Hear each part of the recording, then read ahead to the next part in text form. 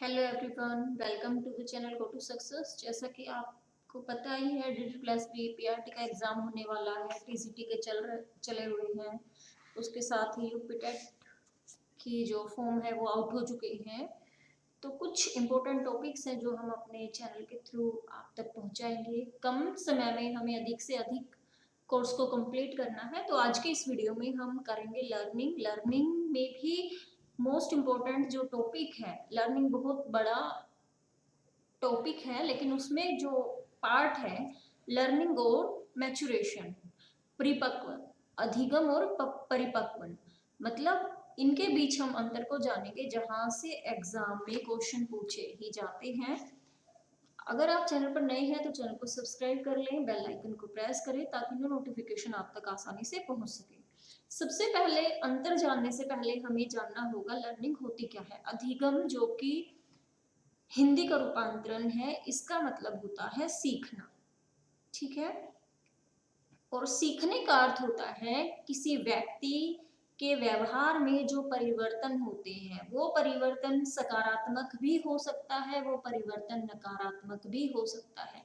It means कि positive और negative दोनों तरह के आपके बिहेव में जो चेंजेस होते हैं उसको हम लर्निंग कहते हैं। ठीक है, ये बात हुई। व्यवहार में होने वाले सभी परिवर्तनों को अधिगम नहीं कहा जा सकता। जैसे कुछ परिवर्तन हो सकते हैं आपके फिजिकल चेंजेस को लर्निंग नहीं कहेंगे कि व्यक्ति थकान हो गई है, उसकी बीमारी हो गई है या परिपक्व की अवस्था होती है। इट मीन्स कि आपकी थकान, आपकी कोई बीमारी, आपकी जो मैचुरेशन है उसको लर्निंग नहीं कहेंगे। कुछ आपके व्यवहार में परिवर्तन आपकी अन्य कारणों से भी होते हैं। जैसे आप मान के चल सकते हैं कि बीमारी की वजह से आपके अंदर चिड़चिड़ापन हो जाता है। ठीक है, थकान की वजह से आप किसी से बात नहीं करना चाहते हैं, और मैचुरेशन की वजह से भी कुछ चेंजेस आते हैं, तो उनको हम लर्निंग नहीं कहेंगे। मनोविज्ञान में सीखने का अर्थ उन्हीं परिवर्तनों से लिया जाता है जो या तो अनुभव द्वारा या अभ्यास के परिणाम स्वरूप प्राप्त होते हैं। यानी कि या तो हम सीखते हैं, क्लास लेते हैं, जैसे स्कूल में जाते हैं, कोई ट्रेनिंग करते हैं, या फिर अनुभव, यानी कि हमारे सामने कोई सिचुएशन आई, हमने उस सिचुएशन को हैंडल किया, जिस तरीके से हमने उस सिचुएशन से हम पार निकले हैं, यानी कि वो एक हमारा अनुभव रहा है। और अनुभव सिर्फ हम अपने से नहीं बल्कि दूसरों से भी लेते हैं, सीखते हैं। तो ये बात हुई लर्निंग की। लर्निंग पॉजिटिव नेगेटिव हो सकती है, लेकिन बीमारी, थकान या मैचुरेशन की वजह से जो चेंजेस आ रहे हैं उसको आप लर्निंग नहीं कहेंगे। ठीक है। उसके बाद जो चीजें आप सीखते हैं, लर्निंग का मतलब होता है वो स्थायी हो जाते हैं। यानी कि कई बार ऐसे हो सकता है कि वो ना तो पूरी तरह से स्थायी होते हैं। कुछ चीजें होते हैं ना, आप कहते हो हाँ यार हमने तो याद किया था लेकिन ना भूल गए। ये सिचुएशन आप बच्चों में भी हो जाती है, लेकिन एक रिकॉल के बाद जब हम हेल्प करते हैं बच्चे की या कुछ हिंट देते हैं तो वो चीजें याद आ जाती हैं। तो इसको हम कह सकते हैं अपेक्षाकृत स्थायी होती है। यानी कि लर्निंग के दौरान जो परिवर्तन होते हैं वो अपेक्षाकृत स्थायी होते हैं। आपके ऐसे ऑप्शन आ सकते हैं ट्रू फॉल्स, या इनमें से कौन सा एक सही है। जो लर्निंग है वो पूर्ण रूप से या सभी तरह के परिवर्तन को हम लर्निंग कहेंगे। दूसरा ऑप्शन हो सकता है जो लर्निंग होती है, जो सीखना होता है वो स्थायी होता है। चौथा हो सकता है सीखना अस्थायी होता है। चौथा ऑप्शन हो सकता है अपेक्षाकृत स्थायी होता है। देखिए यहाँ पर तीन ऑप्शंस आपको मिल रहे हैं। सीखना, सब कुछ सीखना है, मतलब जो कुछ आपने सीखा या जो कुछ आपके अंदर परिवर्तन हुए वो क्या हुआ, लर्निंग। तो ये लर्निंग नहीं होगी। दूसरा कि लर्निंग जो होती है पूर्णतः स्थायी होती है या अस्थायी होती है। पूर्णतः अस्थायी होती है, ऐसे क्वेश्चन पहले पूछे भी गए हैं, तो इस चीज को आप समझे। अपेक्षाकृत, अपेक्षाकृत का मतलब होता है, अपेक्षाकृत का मतलब होता है कि कुछ हद तक चीजें स्थायी होती हैं और कुछ हद तक अस्थायी होती है। एक कह सकते हैं एक कोशिश के बाद, एक हिंट मिलने के बाद हम उन चीजों को दोबारा से रिकॉल कर जाते हैं, हमें याद आ जाती है। अगर परिभाषा की बात करें तो गेट्स के अनुसार अनुभव और प्रशिक्षण से व्यवहार में परिवर्तन ही अनुभव है। ठीक है, यहाँ पर आप देख सकते हैं अधिगम यानी कि लर्निंग, बर्नार्ड के शब्दों में क्रिया और अनुभव यानी कि जो आप काम कर रहे हैं, जो आपको एक्सपीरियंस मिल रहे हैं, उसके द्वारा व्यवहार में जो परिवर्तन, ऐसे परिवर्तन को अधिगम कहते हैं जो समायोजन के ढंग को उन्नतशील बना देते हैं। यानी कि आप हर सिचुएशन में समायोजन सीख जाते हैं।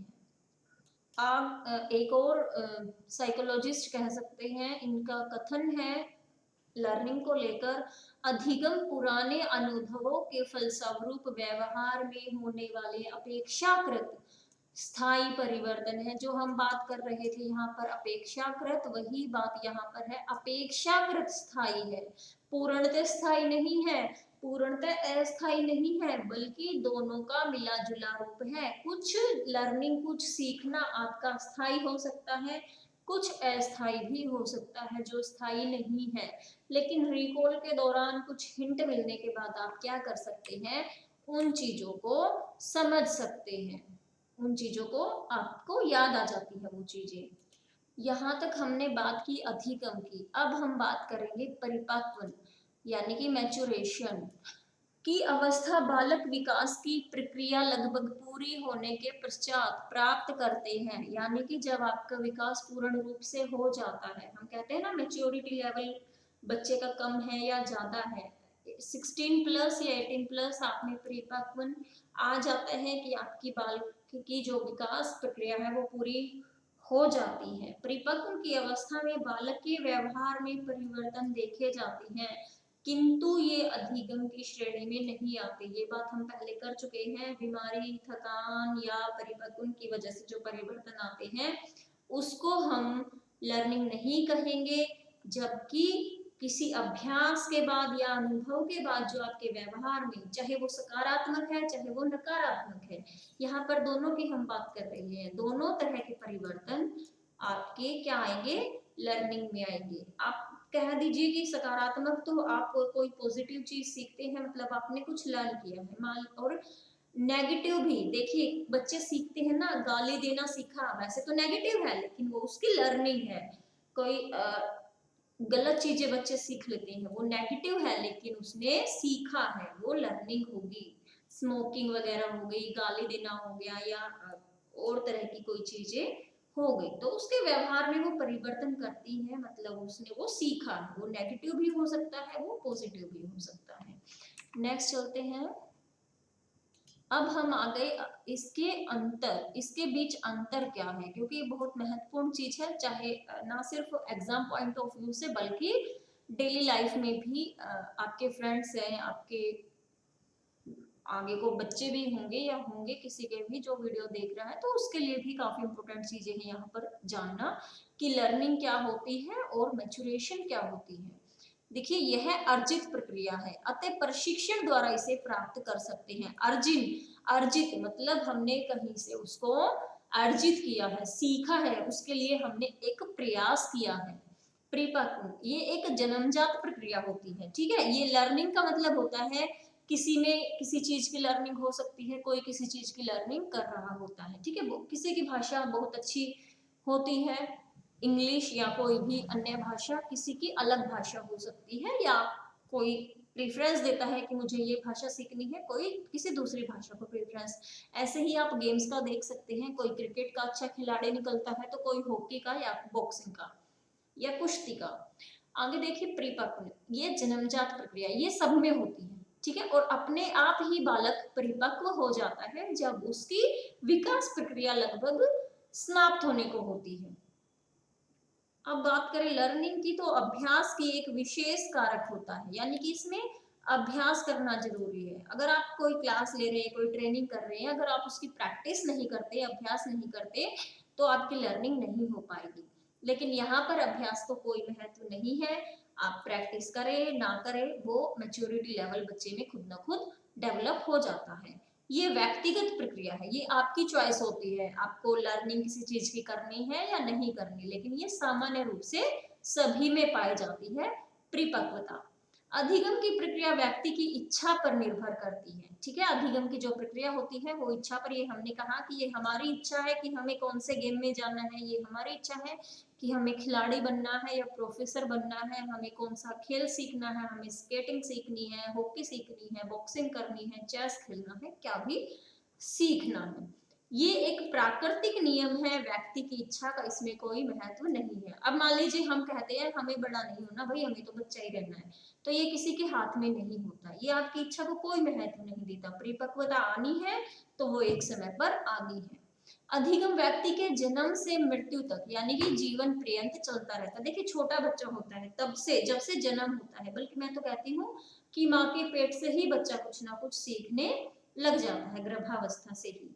ठीक है, तो ये जीवन पर्यंत चलने वाली अवस्था है। लेकिन जो परिपक्व है एक निश्चित अवस्था पर मंद हो जाती है या रुक जाती है। आपको पता होगा परिपक्वता का भी एक समय होता है, जैसे विकास का एक समय होता है वैसे ही। ठीक है, आगे देखिए, अधिगम जो है वो व्यक्ति के जन्म से, ये हम कर चुके हैं, ये हमारा लास्ट पॉइंट है। अधिगम मानसिक क्रिया है, यानी कि दिमाग से सोचते हैं तब हम करते हैं किसी चीज को, यहाँ पर हमारे दिमाग की जरूरत है। ठीक है, अच्छी लर्निंग वही तो कर पाएगा, शार्प माइंड। ठीक है, और परिपक्व का संबंध शारीरिक परिवर्तनों से होता है। ठीक है, फिजिकल जो चेंजेस होते हैं वो आपकी मेच्योरिटी होती है। गर्ल्स में वो अलग तरीके से मेच्योर होती हैं, बॉयज अलग तरीके से मेच्योर होती हैं।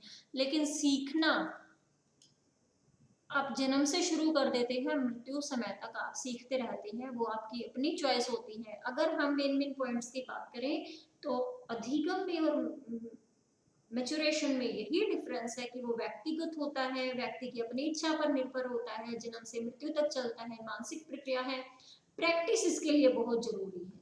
ठीक है, और परिपक्व में व्यक्ति की इच्छा का कोई महत्व नहीं होता। ठीक है, एक निश्चित समय के लिए परिपक्व होता है, ये शारीरिक परिवर्तनों से संबंधित होता है। अभ्यास का इसमें कोई महत्व नहीं है, प्राकृतिक नियम है, सभी में आता है। ये व्यक्तिगत है अधिगम जो है, और परिपक्व सभी में ये पाया जाता है। ठीक है, तो ये कुछ मेन पॉइंट्स हुए। Thank you so much. आगे बता दूं मैं आपको, नेक्स्ट हमारा जो टॉपिक होगा वो लर्निंग पठार होगा, अधिगम पठार और अधिगम वर्ग, लर्निंग कर्व एंड प्लेटो। ठीक है, उसमें हम बात करेंगे कि कितने तरह के आपके अधिगम वक्र हो सकते हैं, उसके क्या प्रकार हैं, टाइप्स ऑफ लर्निंग कर्व और type of learning plateau. Types तो नहीं है, बट इसके बारे में हम जानेंगे कि होता क्या है अधिगम पठार, क्या स्थिति होती है। यहाँ से भी एग्जाम में अक्सर क्वेश्चंस आते रहते हैं। Thank you so much. बाकी अपडेट्स के लिए चैनल को सब्सक्राइब करें, बेल आइकन को प्रेस करें, वीडियो को लाइक शेयर करना बिल्कुल ना भूलें। Thank you.